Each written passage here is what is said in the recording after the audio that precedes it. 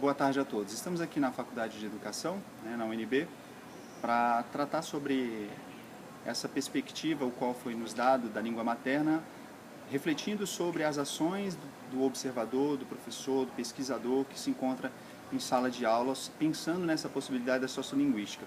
Como muito bem falou a colega Renata, apresentando esse trabalho, é importante destacar fatores que efetivamente fazem parte desse composto, dessa língua materna.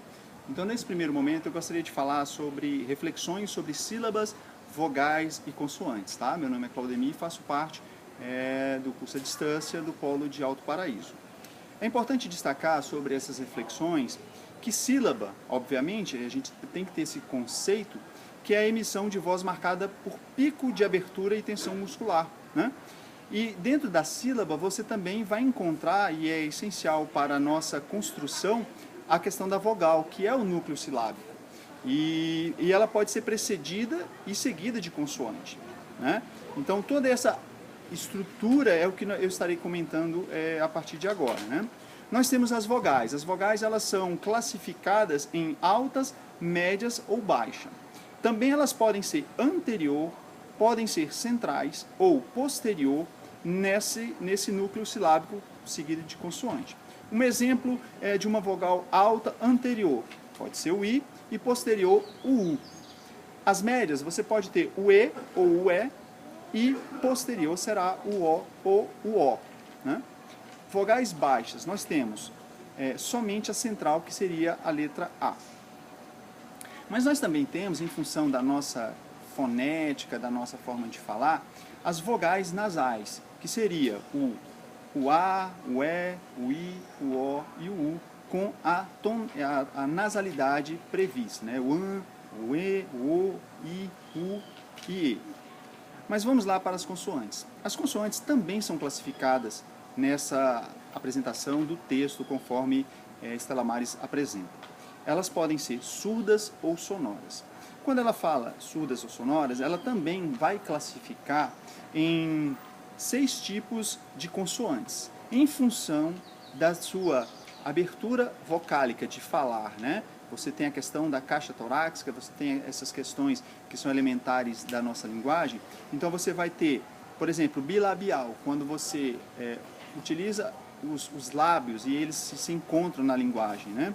Os lábios se encontram. Então você tem a letra P, né? Como eu falo agora, P. Eu utilizo os dois lábios, né? Que são surdas. As labiodentais, quer dizer, você utiliza os lábios, né, nessa sonoridade, e os dentes para falar uma letra interessante, que é F, né? Uma outra surda, que você é linguodental, você vai utilizar a sua língua juntamente com a parte do dente, que seria T, né? Quando você fala T, você tem toda essa abertura de expressar a consoante. Você também tem as alveolares, que seriam surdas também e consignadas como S, né? A palatal, quer dizer, o seu palato com a sua forma de expressar também se tornaria surda, seria a X. E você também tem a última, que seriam as velares, que seriam surdas, por exemplo, o K, né? Mas também nós temos as sonoras, que também são muito importantes nessa construção, né, das sílabas, das vogais e das consoantes. E especificamente, bilabial você tem B e M, labiodental você tem o V, todas elas que eu estou citando para vocês são sonoras. Você tem a linguodental, que é o D e o N, e você também tem as alveolares, dentro do contexto da sonoridade, o Z, o R e o L. Palatal, você tem o J, o LH e o NH. E as velares, você teria o G e o RR. Vamos lá com relação às sílabas. As sílabas também, elas são compostas dentro dessa estrutura, utilizando as vogais, em 7 tipos.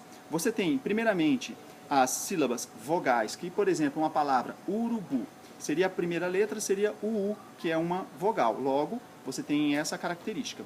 Mas você também pode ter a consoante vogal, ou seja, o C e o V, que você utiliza uma vogal, aliás, uma consoante e depois uma vogal, que seria uma palavra, por exemplo, girafa, o G e o I. O G é uma consoante e o I, obviamente, uma vogal.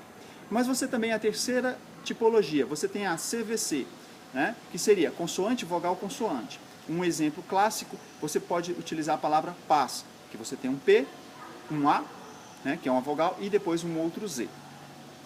Você também tem a CCV, que é consoante, consoante, vogal. Um exemplo, palavra fraco, igual a própria autora coloca. Seria o FR, que seriam duas consoantes, e uma vogal, o A. Né? Uma outra é o CCVC, que seria consoante, consoante, vogal, consoante. E você pode identificar na palavra flor. Né? A palavra flor, você tem F, o L e o O, e depois o R. Né? Você também tem a penúltima tipologia, que é o CCVCC, que seria uma palavra transporte. Você tem o T, o R, o A, o N e o S. Trans, né? Porte.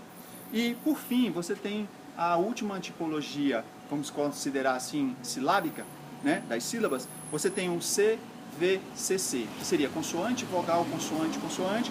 E uma palavra muito interessante é a palavra perspectiva. No caso, pers. Né? Você tem o P, o E, o R, o S, o P, o E e o... Desculpa, o P-E-R-S. Né? P-E-R-S, de perspectiva.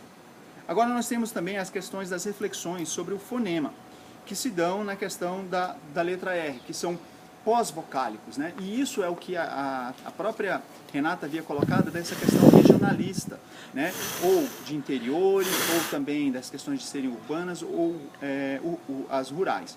Independente disso, a sua língua materna, ela é rica e não pode haver nenhuma discriminação por parte daqueles que se acham, talvez, cultos demais, ou por ter uma propriedade da nossa língua, por ter uma propriedade do nosso código de alfabetização.